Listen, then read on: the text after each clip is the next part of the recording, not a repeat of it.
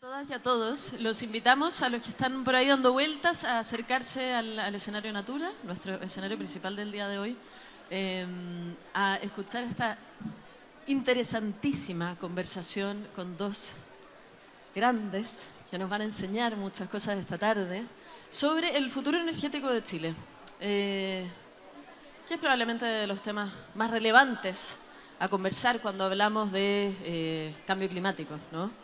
Y hablamos de desafíos, no solo para nuestro país, sino que también para el mundo. Estoy con dos tremendos invitados, como les comentaba. Por un lado, es Sara Larraín. Voy a leer una mini biografía tuya, Sara. No me puedes corregir porque no tenemos tiempo, así que todo lo que yo diga acá es verdad. Ecologista, activista, política chilena, directora de la Fundación Chile Sustentable, parte del directorio de la Agencia Chilena de Eficiencia Energética. Lleva alrededor de 40 años en el activismo ambiental. La descarbonización y la transición energética han sido algunas de sus banderas de lucha, entre muchas otras.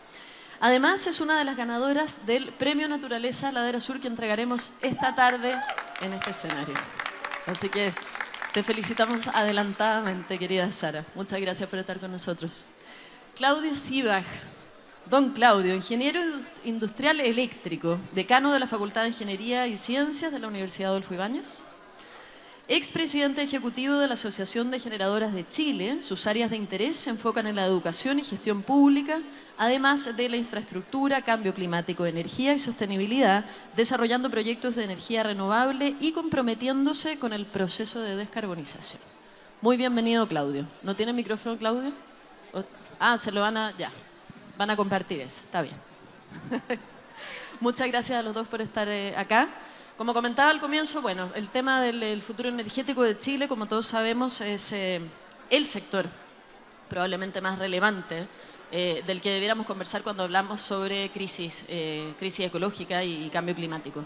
Y por eso están estos dos expertos hoy día para conversar con nosotros. Y lo primero que quisiera preguntarle a Claudio es ¿cómo se está llevando a cabo en Chile la transición energética? Si nos pudieras explicar un poco de qué se trata este concepto y un poco en qué estamos y hacia dónde debiéramos apuntar. Oye, bueno, primero que nada, muchas gracias y especiales felicitaciones a Ladera Sur por hacer estos espacios de encuentro, encontrarnos, generaciones distintas, personas que tienen distintas experiencias y sobre todo conectarnos con la naturaleza en el sentido de que el gran desafío que nos convoca a propósito de la crisis climática es precisamente aquello que no se va a poder defender de lo que como humanidad hemos hecho en los últimos 200 años. Y la transición energética tiene que ver con eso, tiene que ver con cómo hace aproximadamente 200 años la humanidad inició una carrera de uso de la energía como nunca antes en la historia de la humanidad. Hasta antes usábamos el fuego, usábamos la fuerza humana, la fuerza animal, y esas eran las energías que teníamos. Y un poco el viento, los molinos. Hace 200 años descubrimos los fósiles, y hoy la humanidad quema al año más o menos lo que la naturaleza se demoró 1 millón de años en fosilizar, a través de las hojas, ¿no es cierto?, que se fosilizan y producen carbón, petróleo o gas natural. Y lo que tenemos que hacer, que el impacto que eso ha generado en los últimos 200 años de quemar cosas, es que hemos cambiado el planeta, hemos afectado profundamente el planeta. Por eso se habla de que esto es una era donde el ser humano transformó tanto el planeta y hemos calentado el planeta y todos los otros efectos que conocemos, como por ejemplo esto que nos estamos acostumbrados a lluvias de esta fuerza en noviembre. Y la transición es eso, es transitar a una energía del siglo XXI, que sea una energía que ha dado el bienestar de la humanidad de los últimos 200 años, pero que deje de quemar cosas. Si yo lo tuviera que hacer muy en simple.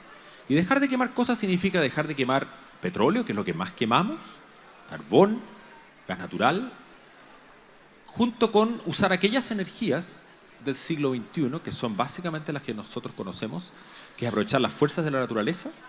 La principal es el sol, que mueve otras, como el agua que sube a la cordillera o el viento que sopla por las diferencias de presión. Aprovechar esas energías para generar electricidad, que es un bien intermedio, que es invisible, que no lo conocemos, y que por 8 años me tocó presidir el gremio de estas empresas que producen energía eléctrica, para que esa electricidad la usemos en nuestra vida cotidiana como hoy día no lo usamos. Hoy día la electricidad es el 25% de energía que consumimos. casi el 60-70% de energía que nosotros consumimos son fósiles.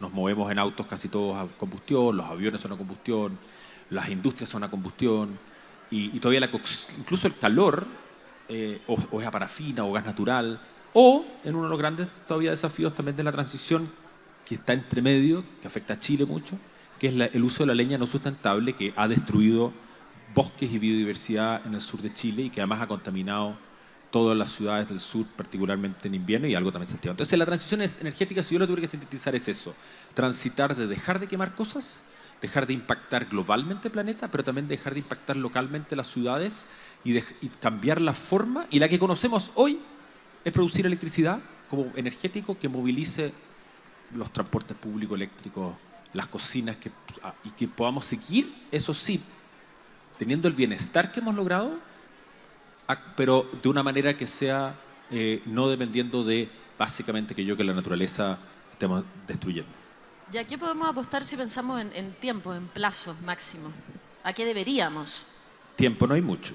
Tiempo no hay mucho porque la ciencia nos dice que al ritmo de las emisiones actuales, al fin del siglo vamos a haber aumentado la temperatura 4 o 5 grados. Eso es lo que decía la ciencia hace 5 años. Probablemente las actualizaciones son peores.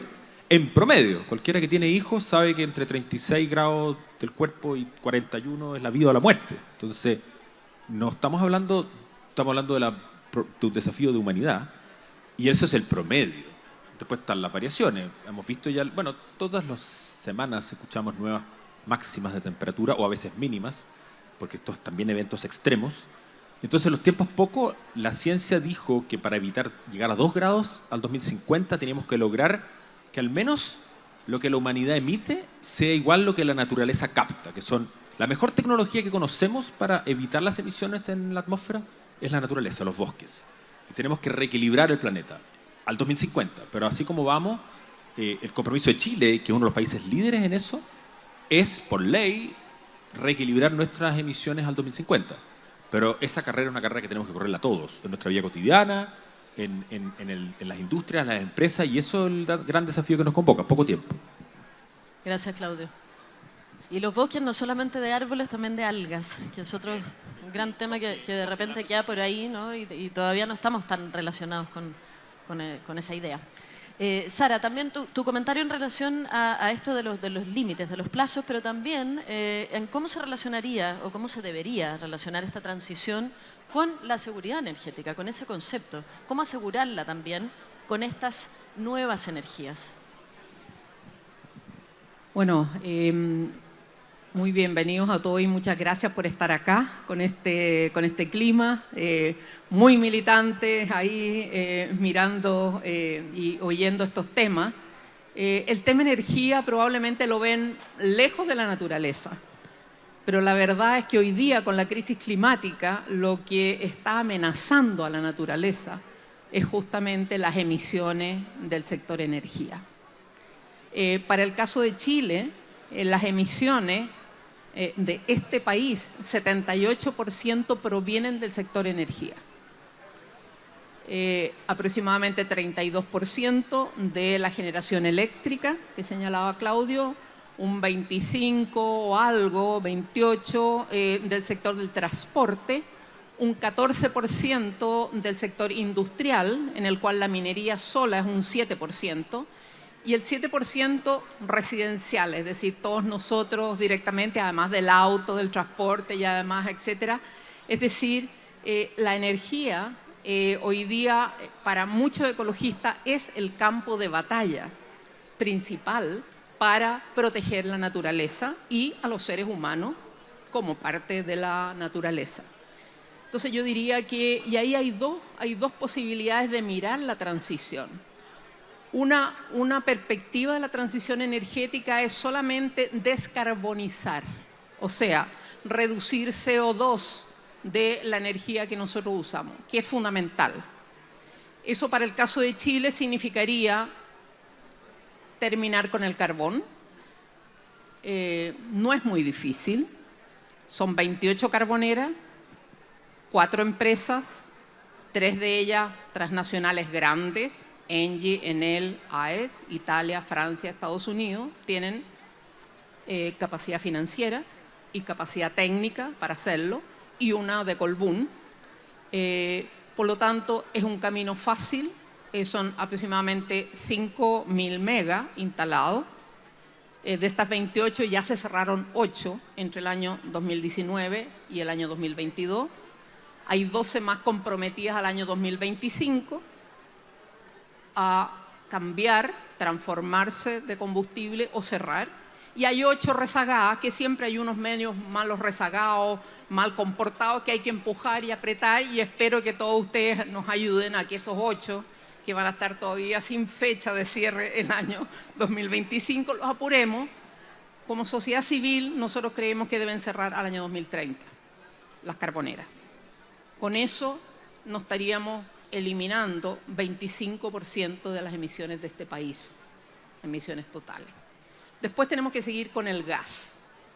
El gas son gas y petróleo. El gas son más o menos 7 millones de toneladas anuales, son 20 centrales, no es más que eso. Los mismos dueños y 2 o 3 más pequeños, por lo tanto, tienen capacidad económica y capacidad técnica para hacerlo. Entonces yo diría, en el caso de Chile, lo más rápido para descarbonizar, es decir, reducir las emisiones en 1/4, es el carbón, y más un 7% es petróleo y gas. Ese sería un tremendo aporte. ¿Por qué? Porque son pocos actores los que tienen que tomar la decisión y son actores que pueden hacerlo. Tienen espaldas financieras, espaldas técnicas. Si nos vamos al tiro del transporte, está súper fragmentado. Los actores que usan el transporte, los camioneros son peligrosos, paran los países. Entonces es más complicado y por lo tanto va a ser más lento. Pero sectores grandes como el industrial y obviamente el sector de la generación eléctrica es el primero y es el más rápido. Ahora, ¿qué pasa con la transición? La transición es más grande que eso. La transición energética es una transición de los modos de vida, de cómo nos relacionamos con la energía. Y eso significa pasar de un metabolismo en el cual sacamos energía, usamos energía y no hay mucha circularidad. Tenemos que ir hacia un metabolismo circular de cómo nosotros usamos la energía en nuestros modos de producción y de consumo.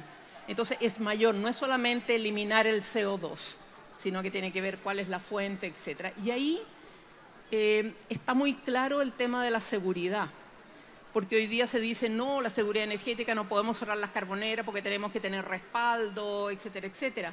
Pero la verdad es que hoy día Chile, por ejemplo, el mejor camino para la seguridad energética es solar, eólico, geotermia, energías nacionales, limpias, renovables, no están sujetas a los precios del mercado mundial. Con la guerra de Ucrania, la guerra de Israel, ustedes ven lo que están pagando la benzina o el petróleo de los autos. O sea, mayor autonomía con energías limpias, nacionales, que no se gastan porque son renovables y no estamos sometiendo, o sea, si queremos hablar de tarifas, de seguridad energética en términos de poder pagar una energía y de poder tener seguridad de cuánto pagamos como país para mantener el desarrollo nacional, claramente el camino es apuntar y acelerar el uso de energías renovables no convencionales y de hidro.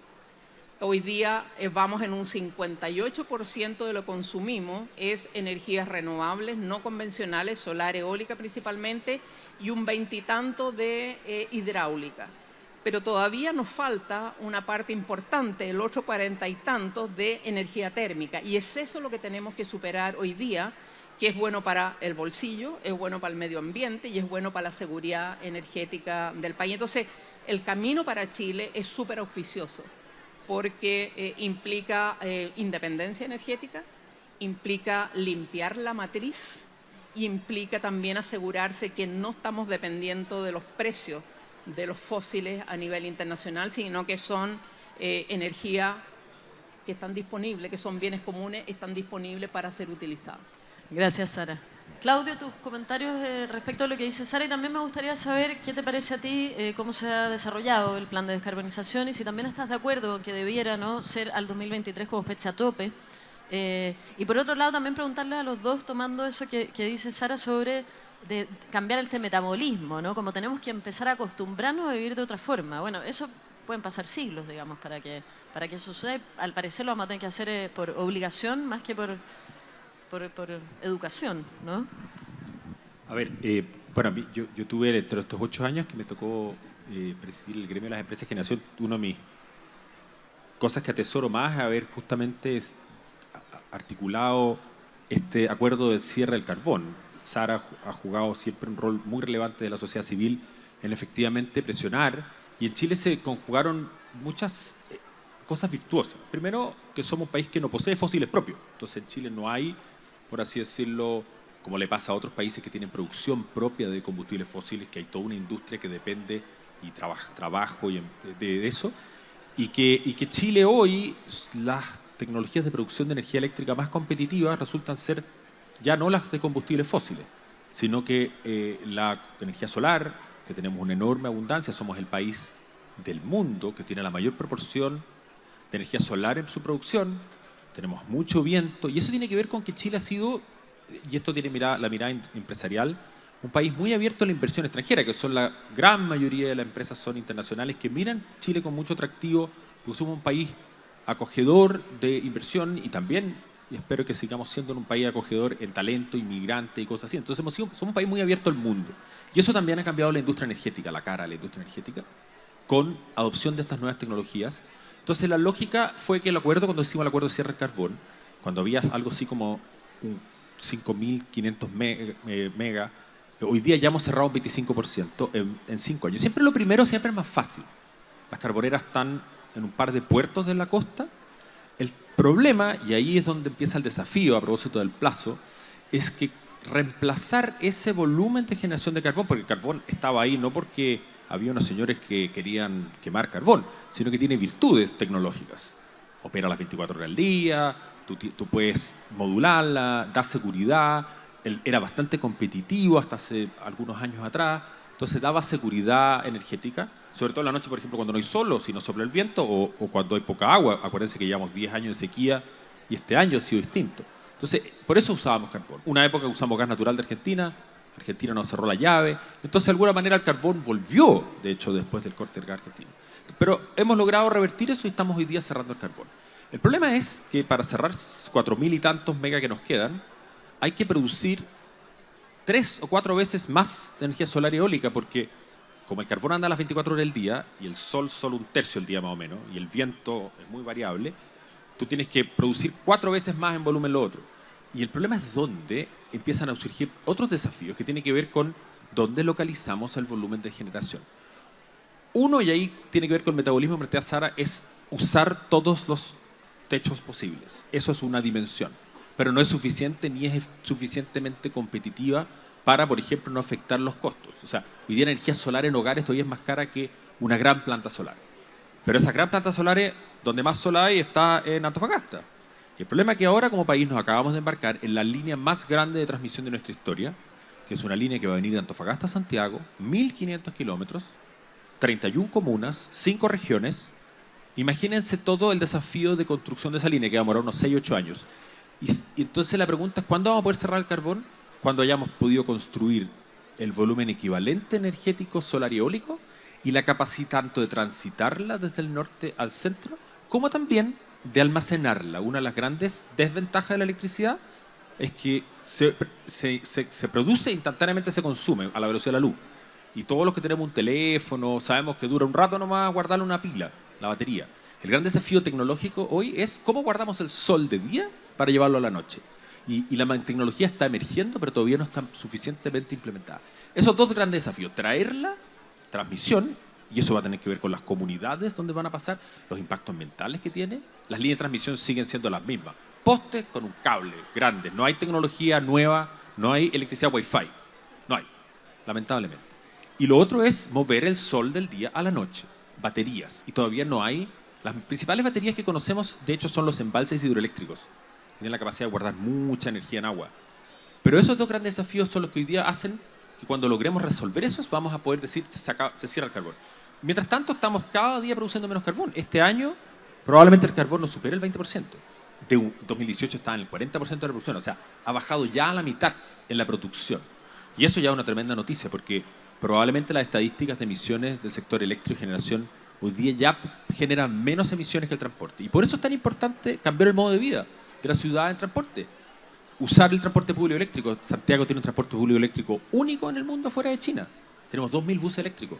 Beneficia a la sociedad, beneficia a las personas. Que nos bajemos del auto. La movilidad eléctrica, yo me acabo de comprar una bicicleta eléctrica, yo andaba todavía la bicicleta de esfuerzo por 30 años, me compré una eléctrica. Me cambió la ciudad. El martes anduve 46 kilómetros por Santiago. Eso no lo hubiera hecho nunca antes. Y una bicicleta eléctrica, obviamente es más barata, cuesta chufo en la noche y listo, lo enchufo en cualquier parte.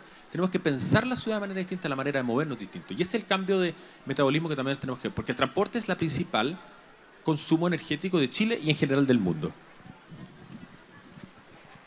Gracias, Claudia.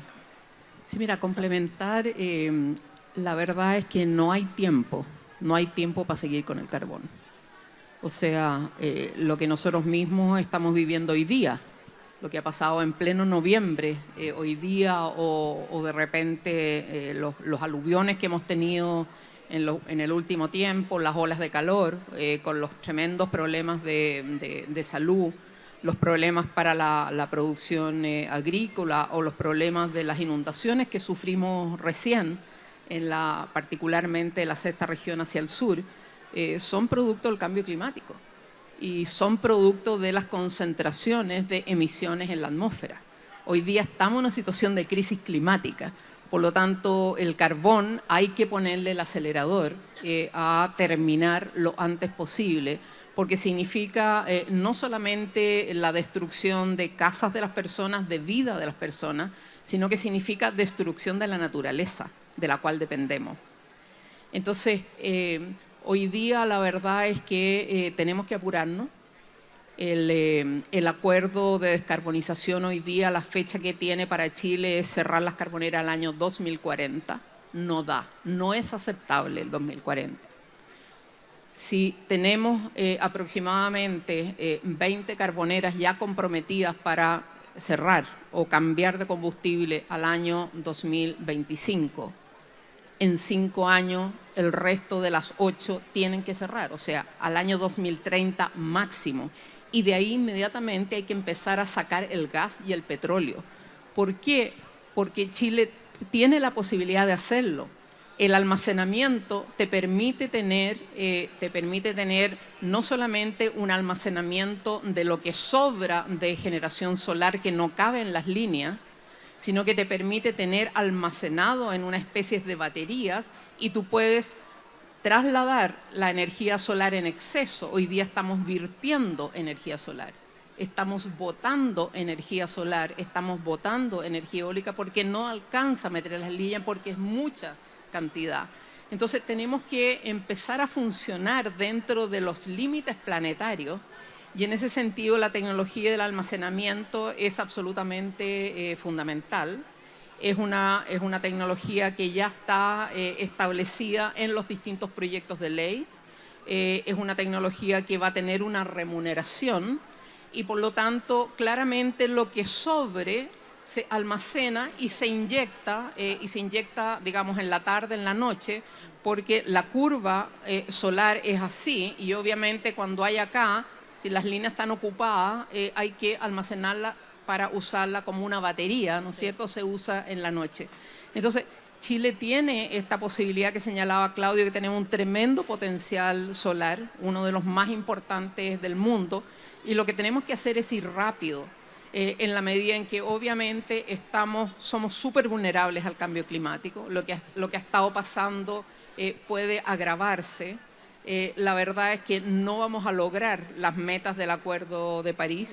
Hoy día estamos súper atrasados y probablemente las emisiones no se van a cumplir, digamos, las metas que tenemos en el Acuerdo de París. Claro. Y eso significa más desastres climáticos. Sí. Y más desastres climáticos significa muerte de personas, muerte de animales, destrucción de la infraestructura que hemos construido, significa problemas de salud, principalmente para las personas vulnerables. Entonces estamos entre dos alternativas, o nos apuramos, ¿no es cierto? Y si podemos pagar ciertos costos por apurarnos, pero nos libramos de una serie de desastres que tienen un costo tremendo para la sociedad, principalmente para los más débiles y con menos posibilidades de adaptarse a los cambios climáticos. Y la naturaleza, ya que estamos en este, digamos, ¿no es cierto?, en este encuentro acá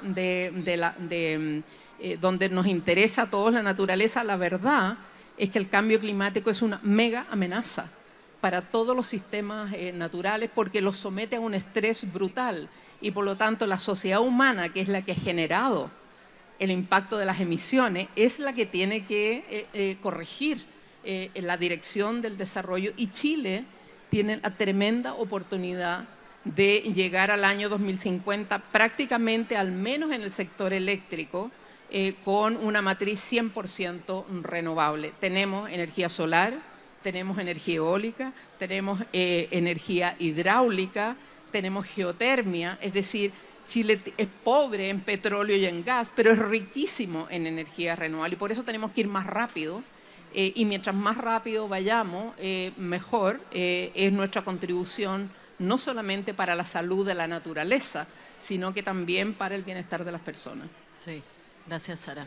De lo otro que también se habla muchísimo y últimamente probablemente todos lo vemos en la prensa, de manera permanente casi, es esta gran oportunidad de Chile de entrar en el tema del litio, en el tema del hidrógeno verde. Ya se han publicado las dos estrategias, ¿no?, nacionales del litio y del hidrógeno verde. Quisiera preguntarle a ustedes su opinión sobre ambas estrategias. Partamos por el litio. Y también si nos pudieran contar a todos, que lo estamos viendo permanentemente en la prensa, ¿de qué se trata esto del desarrollo del litio? ¿Cuáles son los pros del desarrollo del litio, que los han publicado bastante más que los contras, que también existen, ¿no? ¿Qué debiera pasar con el desarrollo de esa industria del litio? A ver, ¿por qué apareció el litio con tanta fuerza? Es porque hoy día, a propósito de estas virtudes y desventajas de la electricidad, ya explicaba que la gran desventaja es que cuesta guardarla. O sea, los celulares tienen una batería de ion litio, que es una tecnología de almacenamiento bien eficiente. Uno guarda y vuelve a cargar casi en un 97% de lo que cargó. Solo para hacer una comparación con los autos a combustión.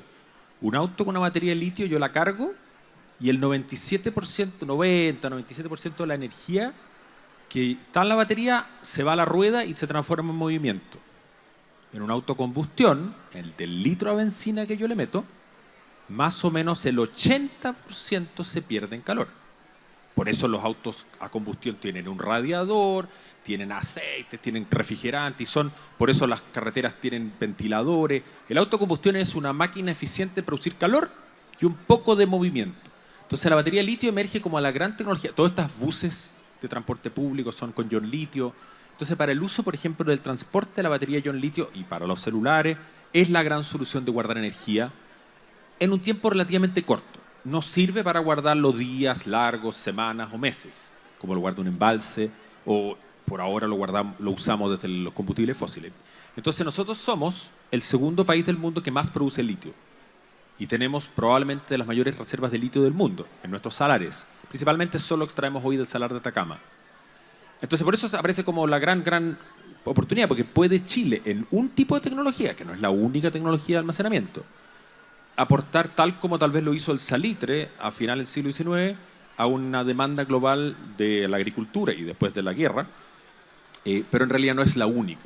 Entonces, pero hoy día tenemos una oportunidad y obviamente estamos mirando Chile con mucho interés, porque también lo tiene Argentina, también lo tiene Bolivia, también lo tiene Australia. Entonces, por eso es tan relevante, y como el tiempo es poco y ya tenemos que acelerar el almacenamiento, el litio es la tecnología que conocemos hoy día. Entonces, cualquier cosa que podamos hacer en acelerar la contribución de ese litio, conciliándolo con los desafíos de sostenibilidad de su extracción, son urgentes. Eso en materia de litio, y es lo mismo que con las energías renovables. Hoy día uno ve el gran desafío es dónde instalo nuevas plantas eólicas, dónde planto nuevas plantas solares, y nadie quiere. El problema, que nosotros, sobre todo yo que he sido montañista, y bueno, mi padre era fotógrafo de paisaje, y toda mi vida he visto en el paisaje, nosotros en realidad el desafío de poner tecnología de generación de energía en lugares de paisajes prístinos muchas veces, hay un desafío muy grande de conciliación, incluso de lo paisajístico. ¿Para qué decir? En general las tecnologías renovables no tienen tanto impacto ambiental, pero sí tienen. Entonces, ¿cómo conciliamos eso? No sé si conocen el concepto de banana build absolutely nothing anywhere near anybody. Que es un concepto de que al final, claro, todos quieren tener su celular cargado, todos quieren andar en un auto eléctrico, en su bicicleta eléctrica, pero ¿dónde vamos a poder producir esa energía? Entonces el litio de alguna manera puede ayudarnos a resolver la ecuación de guardar los volúmenes de energía que hoy día pues ya producimos y usarlos en las horas que no hay disponibilidad de viento y sol. Por eso es tan importante. Sara. Mira, lamentablemente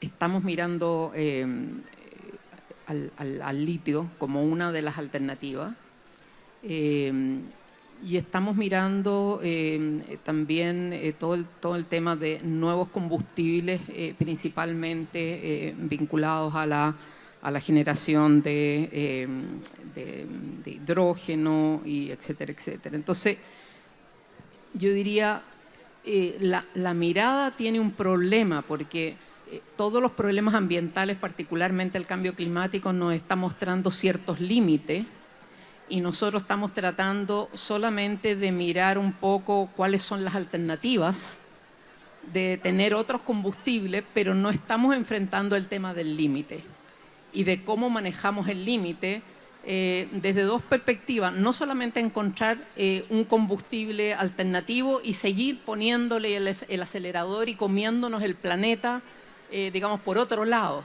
En este caso, en el caso del litio, los salares. Los salares no son minas, los salares son humedales altoandinos, tienen una función. No podemos destruir todos los salares como si fueran minas para exportar el litio, porque el mundo necesita litio con los mismos niveles de consumo porque no hay salar que valga. Es decir, podríamos explotar todos los salares de Chile, todos los salares de Bolivia, todos los salares de Argentina y no sería suficiente.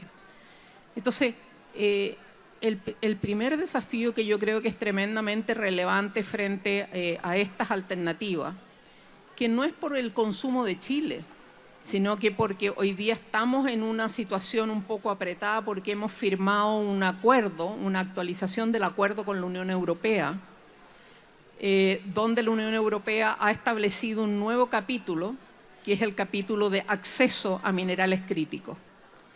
Y dentro de los minerales críticos está el litio. Y lamentablemente el litio está en los salares.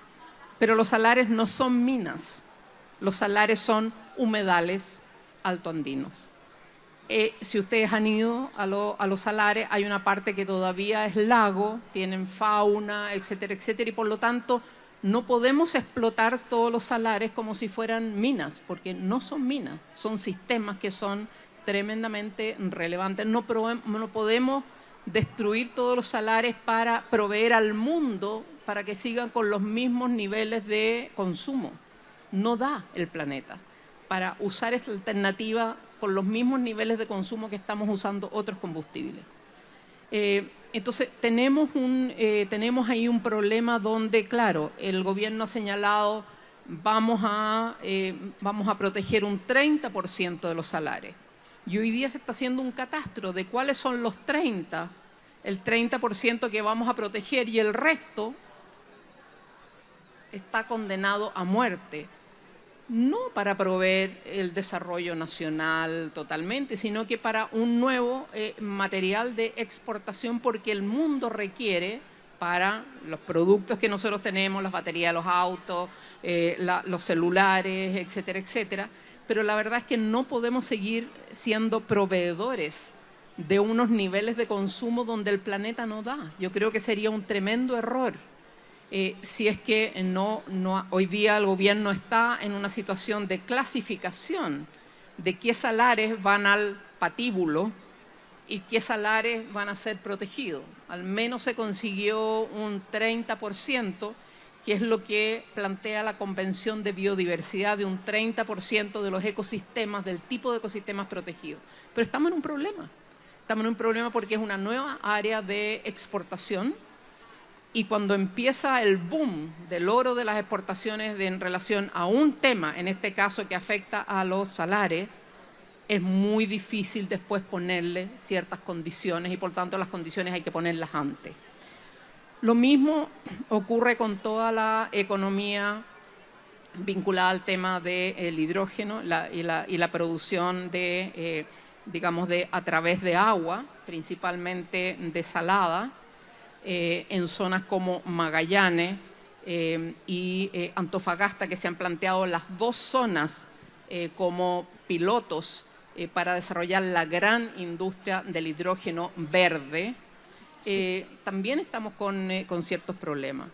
En Antofagasta hay que aumentar obviamente las desaladoras porque no hay agua, o sea, no van a sacar agua de los salares, no hay agua porque está ocupada en la minería, parte importante. Entonces vas a tener unas plantas de desaladoras que requieren un montón de energía, el proceso de electrólisis para extraer, ¿no es cierto?, la sal y poder utilizar y sacar el hidrógeno, separarlo del agua, que requiere más energía, son industrias tremendamente energéticas. Entonces, no es solamente la desalación, sino que también tú requieres un insumo de energía tremendo.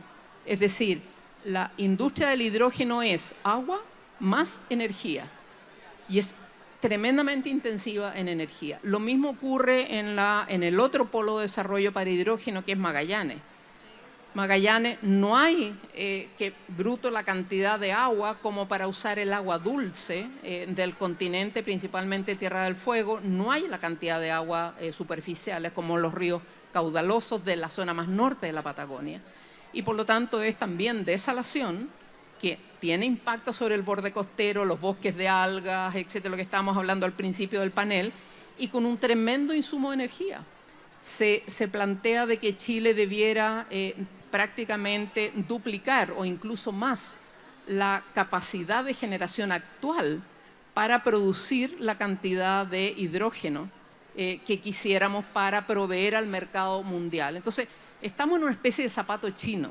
Tenemos ya acuerdos con la Unión Europea para exportar tanto litio como hidrógeno, que son estos dos productos, y resulta que tienen tremendos impactos que no hemos evaluado como industria. Y por lo tanto creemos nosotros que esto debe evaluarse primero para ver necesidades nacionales y posteriormente ver cuál es la escala con la cual nosotros podríamos contribuir a la comunidad internacional, pero no destruir ahora otros ecosistemas para proveer al mercado mundial que en el fondo no tiene una planificación de racionalizar el uso de la energía. Gracias, Sara. Claudio, si quisieras comentar algo sobre el tema de hidrógeno verde o sobre alguna de las cosas que dijo Sara, y por otro lado también, y ahí ya vamos cerrando, sí. Desde tu experiencia también, si pudiéramos mirar todo esto de una manera un poco más global, sí. ¿Cuál sería como tu evaluación a nivel global, ¿no? Mundo, vecindario, Latinoamérica también, y hacia dónde deberíamos mirar? Tal vez hay un par de ejemplos, un par de países a los que pudiéramos observar con detención. A ver, tal vez voy a partir por lo último. Chile es mirado por muchos países como un país tremendamente pionero en la transición energética. De hecho, lo fue hace 40 años, en un contexto muy distinto, en las reformas al sector eléctrico, que son los que de alguna manera hacen que hoy día sea muy pionero de una industria que tiene como innovación permanente, donde nuevas tecnologías están eliminando las anteriores, y por lo tanto estamos en territorios un poco desconocidos. O sea, ser el que más produce energía solar del mundo de alguna manera nos pone en la frontera de eso, tener esta geografía loca, ¿no es cierto?, norte-sur, donde tenemos que guardar el sol y no estamos en realidad conectados con otro. Entonces, de alguna manera, la pregunta es, ¿estamos en territorios conocidos? Estamos en territorios conocidos porque estamos enfrentando la crisis climática con eventos extremos que están afectando también al sector energético. Las propias lluvias extremas han destruido capacidad de generación, afecta los efectos eólicos, de repente se nubla y afecta ya incluso las plantas solares. O sea, el propio cambio climático impacta el sector de energía. Líneas de transmisión que se han caído por nieve, para qué decir en las ciudades, de repente ha nevado y se caen las ramas, y eso también tiene efectos con la crisis climática. Los sistemas van a estar más afectados, incluso en la energía. Pero quisiera dos cosas rescatar de que Sara ha puesto sobre la mesa. Las tensiones que tenemos y el zapato chino que usaste tú. Porque nuestro zapato chino es que la humanidad tiene todavía 3,5 millones, mil millones de personas que viven bajo una línea de la pobreza chilena en el mundo, que aspiran a mayor bienestar, que van a demandar, por lo tanto, más energía. Y ojo, más energía no significa necesariamente más fósiles. Porque es un poco la ecuación que tenemos que resolver. Pero el zapato chino es, como tenemos poco tiempo, porque si no sigue aumentando la crisis climática, es que si no hacemos el salto a esta transición energética rápido, de dejar de usar combustibles fósiles, por ejemplo, el transporte, y transitar a otros modos de transporte más sostenibles, más masivos, la logística de transporte eléctrica, las casas, dejemos de usar la leña que destruye los bosques y usemos bombas de calor que son más eficientes. Si no hacemos eso rápido, nos vamos a quedar clavados con las tecnologías antiguas. ¿Y cuáles son las antiguas? Las que conocemos: el petróleo, los autos a combustión, las centrales a carbón. Entonces, ese zapato chino es una ecuación no fácilmente solucionable, donde hay tensiones evidentes. O sea, las líneas de transmisión son la única tecnología que conocemos hoy para rápidamente poder retirar el carbón. El carbón, las empresas lo quieren retirar mañana, pero no se puede porque hay que reemplazarlo por un volumen de generación renovable equivalente y hay que traerla de lejos. Entonces depende de la línea. Las baterías no tenemos todavía suficiente para cubrir la noche. No se puede porque necesitamos litio. Pero el litio tiene los desafíos ambientales que plantea Sara. Entonces el zapato es, no sé por qué es zapato chino, porque voy a meter la parte geopolítica también. Obviamente la Unión Europea nos mira a nosotros porque hay una creciente cisma con China. ¿Para qué decir lo que pasó con la invasión rusa a Ucrania? Que fue un golpe también al sector energético. Algunos dijeron, se acabó la revolución renovable, Italia prendió 8 carboneras, Alemania atrasó la salida carbonera. Entonces, ¿los zapatos chinos son geopolíticos? ¿Son de la tensión entre el medio ambiente local con la demanda global? Y vamos a jugar un rol ahí. Entonces, yo entiendo, claro, Magallanes, ¿por qué es atractivo? Porque tiene vientos únicos en el mundo. 70% del tiempo sopla el viento. Entonces, por eso se quiere instalar ahí. ¿Cómo vamos a equilibrar eso? Y solamente para una tranquilidad, el hidrógeno verde es una fracción. Lo más importante es cómo vamos a, por ejemplo, electrificar. Y ahí sí el litio juega un rol. Entonces, solo para mirar a global, uno es la gran dimensión de las tensiones que hay que resolverlas. Tiempo es poco, la crisis climática es urgente y no va a haber una solución sin algún efecto colateral. Porque si no, el daño puede ser mayor. Entonces, tenemos que, lamentablemente, vernos expuestos a un desafiante mal menor. Y la segunda es la dimensión de equidad. Es una dimensión, solo para cerrar. La dimensión de equidad también implica que aquí va a haber ganadores y perdedores grandes, tanto a nivel de países. Los peores son los que están a niveles del mar y van a ver desaparecidos bajo otros países por ejemplo, Oceanía. Pero también en niveles, las personas más vulnerables no se van a poder migrar, como lo va a ocurrir con las personas más vulnerables viven en las zonas donde hace más calor en las ciudades y no van a poder protegerse con aires acondicionados. Entonces también hay una dimensión de equidad. ¿Y para qué decir la dimensión de equidad que hoy día ya vivimos? La gente más vulnerable tiene casas peor aisladas, usa combustibles de peor calidad, parafinas, queroseno, la leña. Entonces la dimensión de equidad energética, si no le hacemos sentido, vamos a tener una respuesta opuesta a la acción climática. Y eso tenemos que cuidarla. Si las cuentas de la luz empiezan a subir, si es que no sé qué. Entonces, es un zapato chino en 3 dimensiones. ¿Cómo aseguramos sostenibilidad ambiental, climática, global y local? ¿Cómo aseguramos que la energía sigue existiendo porque la humanidad la demanda? ¿Y cómo hacemos esto de manera justa y equitativa? Y ese zapato chino lo vamos a tener que mover. Muchísimas gracias a los dos. Ya se nos acabó el tiempo, pasó volando. Sara Larraín, Claudio Sivas, que tengo que decir, su padre fue Norberto Sivas, hay que mencionarlo, gran fotógrafo, maravilloso. Así que nada, gracias a los dos por haber participado con nosotros, suerte con todo, Claudia, y a Sara lo vemos en un ratito más en este escenario. Gracias a todos ustedes también por escucharnos y por participar.